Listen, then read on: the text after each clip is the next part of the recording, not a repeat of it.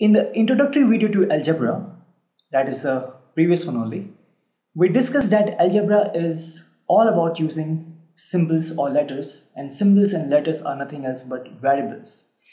Using these variables, we set some rules, we set some methods to solve the problems. The problems can be real world problems, the problems can be arithmetic, can be related to geometry, and using these rules with the help of variables, we solve the problem and we find a value and we find the quantity.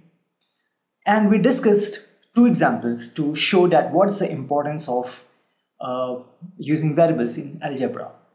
Now what I'm going to do is I'm going to take some more examples, some real world problems, and so that we can better understand the importance of variables in algebra, and so that you can more and more familiarize with algebra and the importance of variables. So here we have this first example. This is box 1 or the container 1. This is container 2, this is container 3, this is container 4, and this is container 5. For the moment, forget about this, because this is the main thing that will set the rule. In the container 1, these are the red balls. Okay. So how many red balls do we have here? Of course, we have 1, 2, 3, 4, 5, 6, 7, 8, 9, 10, and 11 balls. Okay. In the container 2, how many balls we have? 1, 2, 3, 4. So in one row we have 4 balls, and we have 3 such rows. Therefore, we have 12 balls, right? In this case, we have 11. In this case, we have 12. Now see here. 4 balls, 4 balls, 4 balls, 12 balls, and 13 balls. Here, 4, 4, 8, 4, 12, and 2, 14. Here, 4, 4, 8, 4, 12, and plus 3 is 15. So in the first container we have 11 balls, in the second container we have 12 balls, in the third container we have 13 balls, in the fourth container we have 14 balls, in the fifth container we have 15 balls. Can you see some pattern? Can you observe some pattern, and can you find the rule, that is using a variable? Can you set the rule, or you can write a rule that can tell that how many balls you will have in the 6th container, or let's say in the 10th container, let's say in the 50th container, or in the 100th container? Can you tell that? So pause this video and think that what is the pattern that you are observing here. Okay, let's assume that you have set the rules, but still let me discuss here. So this is container 1, we have 11 balls. This is container 2, we have 12 balls. So for the first container you have balls, that is 10 plus 1. In the second container we have balls 10 plus 2. In the third container we have 10 plus 3. In the fourth container we have 10 plus 4. In the fifth container we have 10 plus 5. What do you think would come in the 6th container? It will be 10 plus 6. What do you think will come in the 7th container? This will be 10 plus 7. 1, 1, 2, 2, 3, 3, 4, 4, 5, 5, 6, 6, 7, 7. That is, just keep adding the number of container, right, in 10. Just keep adding this. If it is first container, add 1 to this 10. If this is second container, add 10 to this. So going by this, how many balls you will have in the 50th container? Surely it's going to be 10 plus 50. How many balls you will have in the 100th container? You will have 10 plus 100. How many balls you will have in the 1000th container? You will have 10 plus 1000. So if I ask for any container, let's say it's an nth container, if it is nth container, what would be the number of balls in that container? Nth container can be more than 1000, it can be less than 1000, it can be less than 100, it can be less than 50, it doesn't matter. You are here finding the rule, the method that you will state that it can tell the number of balls for any container, So if it's nth container, you will have 10 plus n number of balls. So this is your rule. What is the rule? 10 plus n. So if I ask for how many balls will be in the 1 lakh container, if you have 1 lakh container, how many balls you will have? You will have 10 plus 1 lakh. So this is the value that will give it, this is a rule that will tell you how many balls you'll have in any container. Okay, so n is what? N is telling you the container number. And it is really very important whenever you are solving the problem that you have to mention that what's your variable is actually talking about, what it is talking about, or what thing it is representing. You can't simply write that 10 plus n. Now your teacher will ask you what's n. So in this case, n is the number of container. Okay, it's telling you the number of container that you're talking about. So 10 plus n. Let's move to another example. Here, container 1, container 2, container 3, container 4, container 5, and this is the nth container. Okay, a special one. So for the first container you have 2 balls. For the second container you have 4 balls. For the third container you have 6 balls. For the fourth container you have 8 red balls. In the fifth container you have 4 for 8 to 10 balls. Okay. Pause the video and try to observe the pattern and the way we mentioned or found the rule here in this example. Try to find the rule in this case. What would be the rule so that you can tell what would be the number of balls in the nth container. Pause the video. Okay, I assume that you have found it, but let's discuss it. In the first container we have 2 balls, in the second container we have 4 balls. So in the first container we have 2 balls. In the second container we have 4 balls. What does that mean? It means 2 times 2. Okay, let me use this color. This 1. So 2 times, Control Z,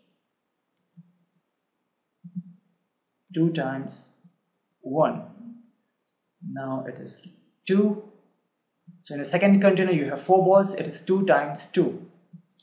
In the third container you have 6 balls, so this will be 6 balls, this will be 2 times 3. In the fourth container you have 8 balls, so this is 8 and it is equal to 2 times 4. Then you have fifth container. In the fifth container you have how many balls? You have 10 balls, so this will be equal to 2 times 5. Can you find the pattern? And the pattern is 1 1. Second container 2 here, that is 2 times 2. Third container 2 times 3. Fourth container 2 times 4. Fifth container 2 times 5. That is, just keep on multiplying the container number to 2. If you are talking about container number 1, I'll multiply 1 to 2. If I'm talking about container number 2, I'll multiply 2 to 2. If I'm talking about container number 3, I'll multiply 3 to 2. Similarly, if I'm talking about container number 5, I'll multiply 5 to 2. What would be for 6, how many balls you'll have? You'll have how many balls? You will have 2 times 6, and what value it gives you? It gives you 12. What value it will be for 7th container? If you have 7th container, if I'm talking about 7th container, what value it will tell you? It will tell us 2 times 7. What value it is? It is 40. Therefore, can we say that for the 50th container, the value would be, what value it would be? It would be 2 times 50. What value it gives you? It gives you 100. Right? So what's the rule? What's the rule if I'm talking about the nth container? If I'm talking about the nth container, so you will say that, hey, the rule will be 2 times n. This is a rule, that is 2 times n, where always remember you have to tell where n represents the container number. The container number. So how many balls will the 1000th container contain? It will contain 2 times, if n is 1000, it will be 2 times 1000. So this will give you 2000, right? So this is our rule in this case, and again you can see the importance of variable, which can tell you value for any nth container. If you are talking about the 1 lakh container or 2 lakh container, doesn't matter, it will tell you by this simple rule. That's the beauty of algebra. Can you imagine that by a simple rule, using a variable, by observing the pattern, you can tell the value. Now come here. Okay, before discussing here, just pause the video and think what pattern it is showing you. It is container number 1, it is container number 2, it's 3, it's 4, it's 5, and this is the nth container. That's for finding the rule. Okay, just pause the video and think. Okay, so we can see here we have in the container number 1 we have 1 ball. In the container number 2 we have 4 balls. In the container number 3 we have 8 balls. Okay, 8 balls. And in the container number 4 we have 4, 4, 8, 4, 12 and 4, 16. I think I have made one mistake. I'm pausing the video just to make one correction so that our question doesn't go wrong. Just one correction. Guys, I'm really very sorry that I made a small mistake. I forgot to add 1 ball here, and due to that our calculation was going wrong. So in the first container we have 1 ball. I again apologize for that. I'm sorry. In the first container we have 1 ball. In the second we have 4 balls. In the third container we have 4, 4, 8 plus 1, 9 balls. In the fourth container we have 16 balls. In the fifth container we have 4, 4, 8, 4, 12, 4, 16, 4, 20, 4, 24 plus 1, 25. Okay, now pause the video and try to observe the pattern here, and then state the rule. Find the rule that you can observe from here, from this diagram. Okay, so for the first container we have 1 ball. Okay, for the second container we have 4 balls. We have 4 balls, and this is equal to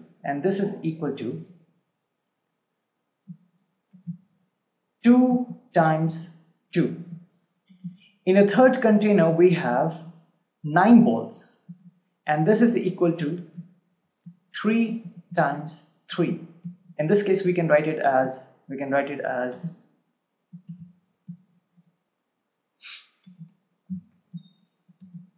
this one is equal to 1 times 1.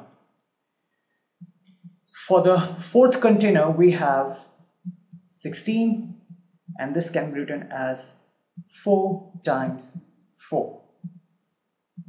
In the fifth container, we have 25.